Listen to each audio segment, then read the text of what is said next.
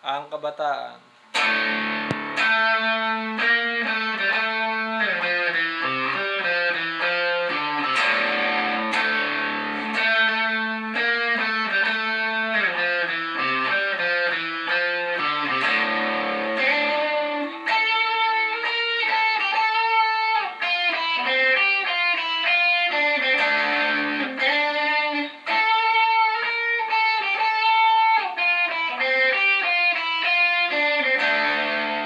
Ang aking dasal sa ating kabataan, huwag maging alipin ang kamaklangan.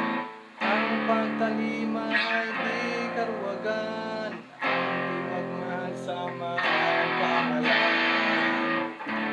Damdamin ang bunga ng kaisipan,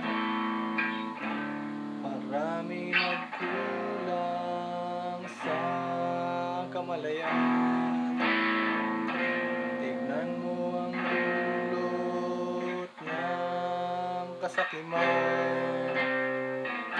Ito'y isang sugat na di